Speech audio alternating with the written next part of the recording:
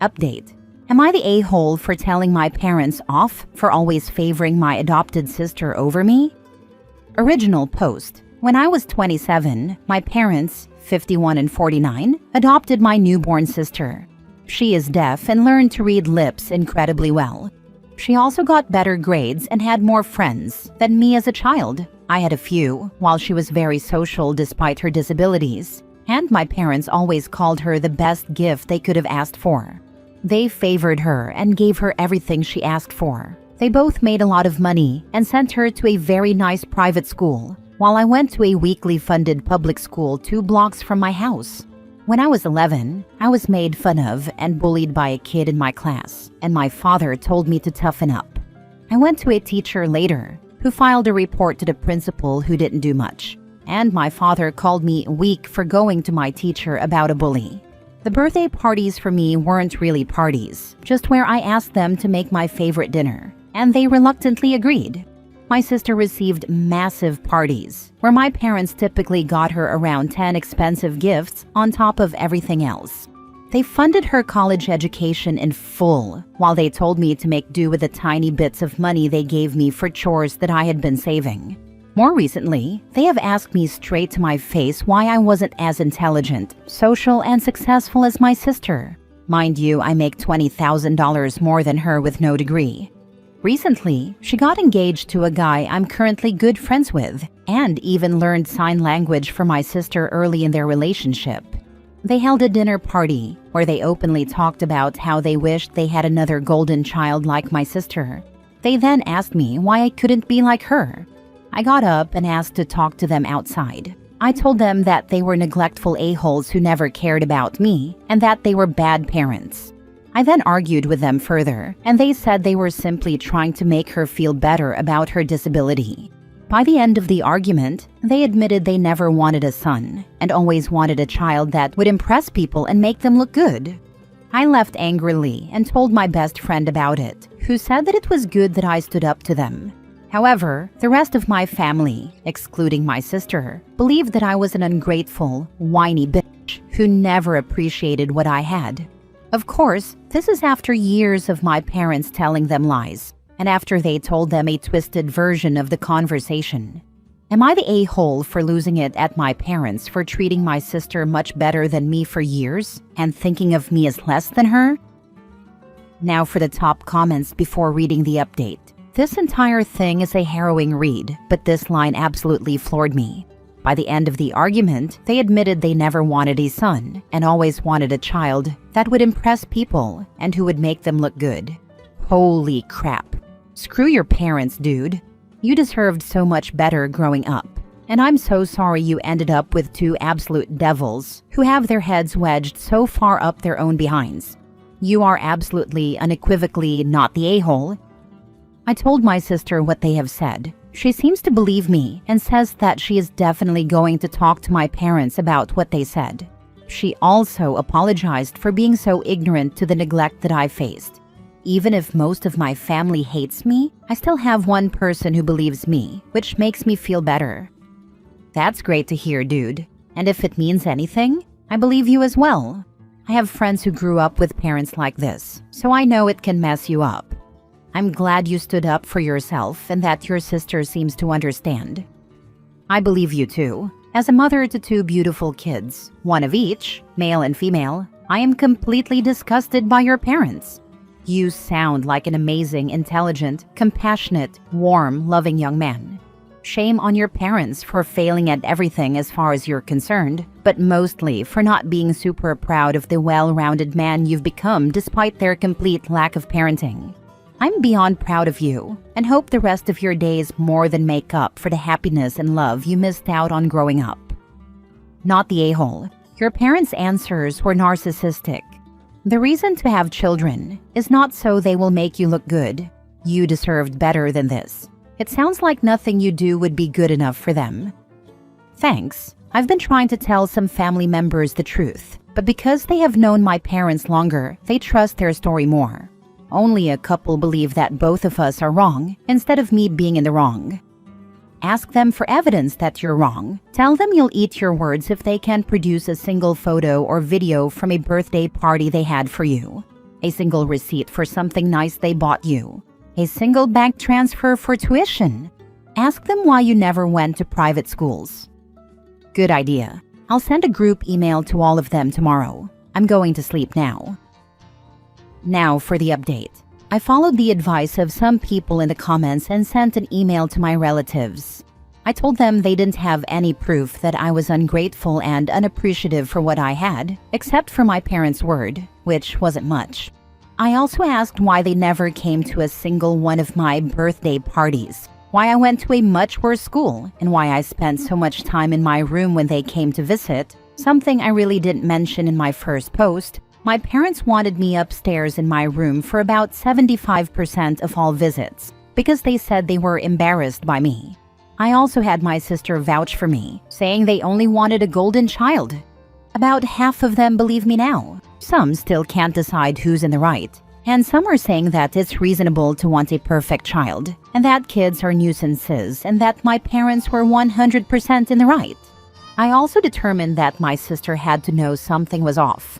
I told her that it would be a bit before I trusted her 100% again. She agreed, seemed surprised when I said it though. I've looked into therapy, and my first appointment is in 2 weeks. Currently, I still have an urge to call my parents, but there's something else I'm contemplating. One of my close friends even told me that I should sue my parents, and that his wife's brother worked for a really good firm and could help me hire them. I don't really think the neglect was that serious for a lawsuit, however. I also wanted to say thank you to all the people who reassured me I wasn't in the wrong and also gave me advice. Have a nice day to anybody reading this.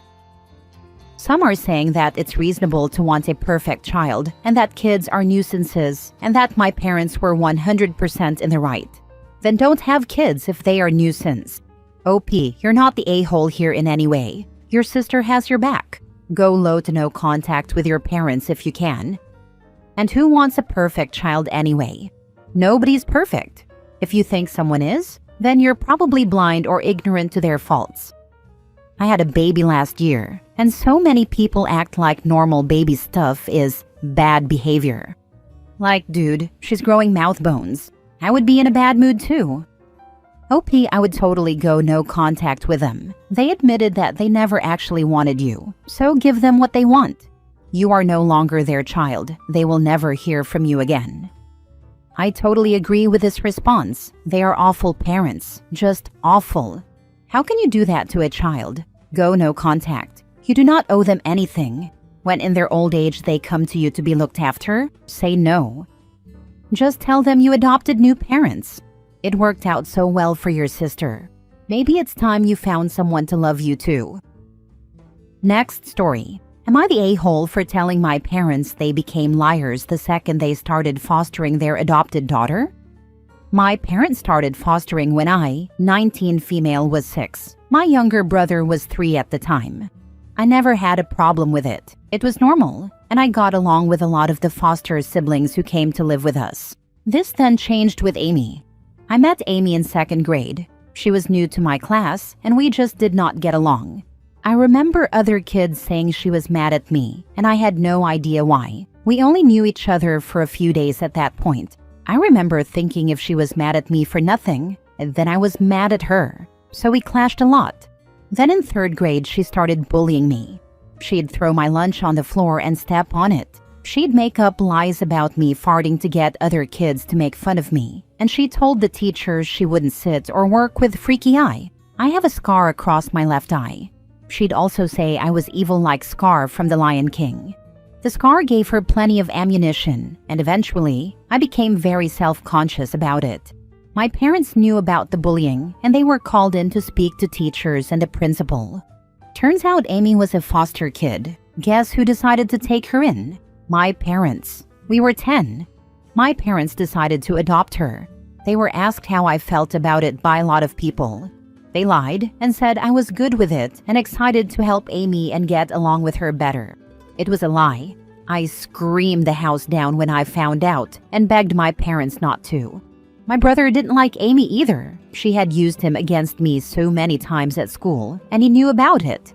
My parents blamed me for my brother and Amy not getting closer. When I was 15, we had a really big fight. My parents told me Amy was as much my sibling as my brother was, and they weren't happy that I didn't acknowledge her as such. I told them I never would, that they could adopt her 100 times, and I still wouldn't call her my sister. I told them they chose helping her over protecting me. I told them I wished she had stayed in foster care forever, and that nobody had ever loved her because she was a bully and I was tired of being her target. I told them she had won though. She had them, and I would never see them the same way again. A year later, Amy and I got into a fight, and I was allowed to go and live with my grandparents. My parents tried to keep in touch with me, but I made no effort. Eventually, I started telling people my parents had lied about me wanting them to foster and adopt Amy.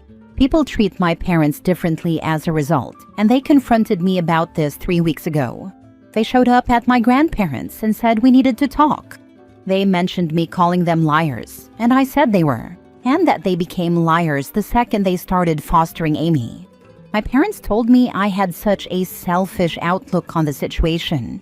I told them they chose Amy, so I didn't owe them or her a selfless outlook.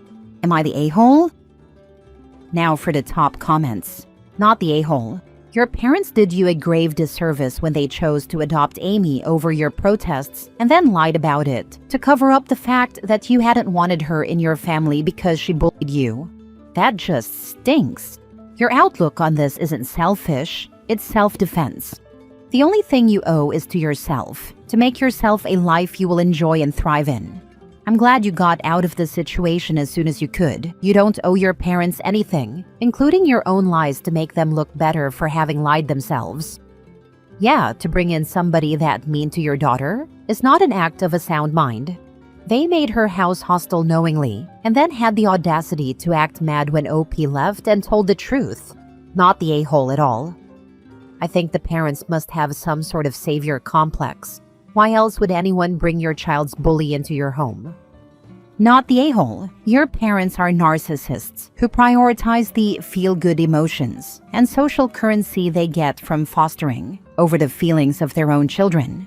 I can't believe how damaging it must have been to have your tormentor taken into your safe space. What they did is unforgivable. They allowed you and your brother to be bullied in your own home and safe space. They also took a vulnerable foster kid into a home with a kid she, for whatever reason, had problems with, which can't have been healthy for her either. It's crappy from every angle. You should check out the Raised by Narcissist sub. I just don't understand it though. The parents had apparently been fostering for several years before Amy, and OP doesn't say that she had any problems with it.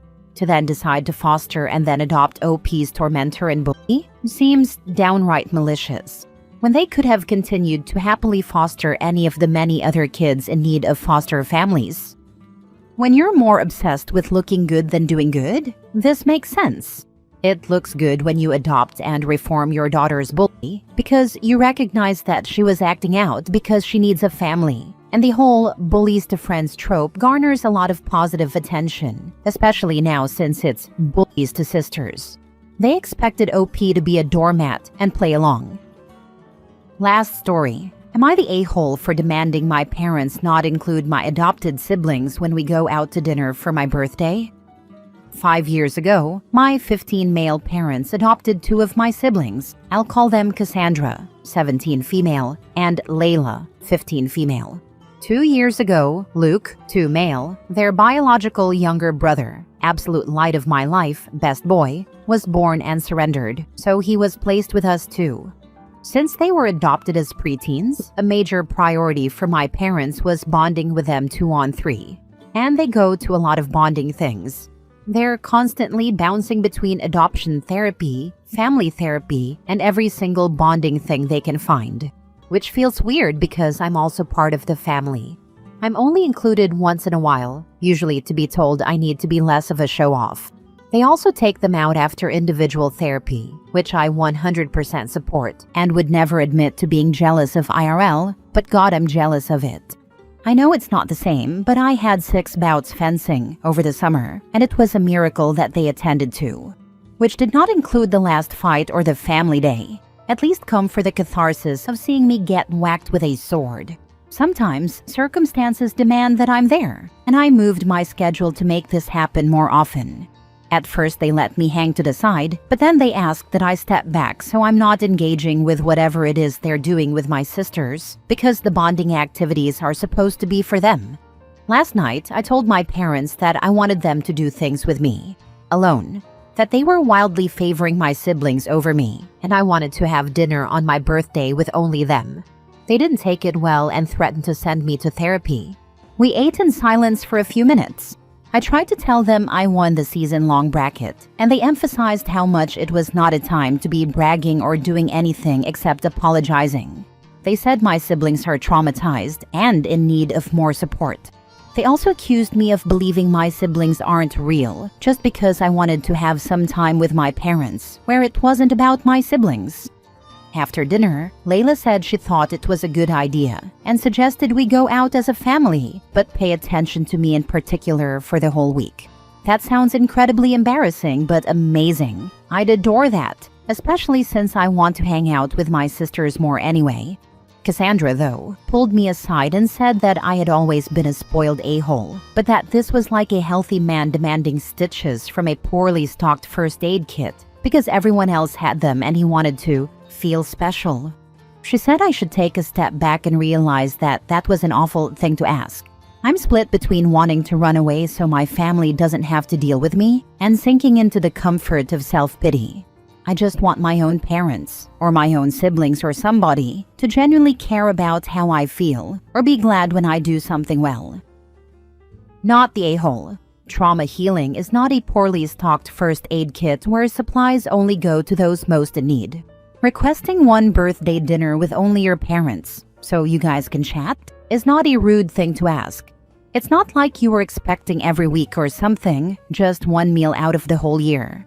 You are allowed to feel ignored and want to be acknowledged at least sometimes. I mean, they're also allowed to say no, they can't make it happen, since they would be footing the bill, I assume. But I don't get that whole apologize for having feelings and needs reaction. Maybe take them up on the offer to go to therapy and tell your therapist you feel ignored and that you feel that your emotional needs for validation aren't being met. They could likely offer you quality advice about how to handle the situation, give you advice on things like what to say and how to tell your parents. Therapists can be an amazing resource to talk to about how to navigate social situations and how to effectively communicate your needs to others in a healthy way. Because yes, your siblings have needs, but your needs and feelings matter too. Everyone matters. There's no need for the trauma Olympics, because seriously, my parents were abusively neglectful and had 5 kids, but I still got only me time with each of my parents. It was rare, but like it was there. Not the a-hole. Your parents have a responsibility to care for the emotional needs of all of their children. They are failing at that, and in doing so, driving a wedge between you and your siblings. It happens in many kinds of families, even with all biological children, and it is a terrible situation to be in. Best I can say is to assume best intentions, that your parents are doing their best. Often that just isn't enough and causes problems.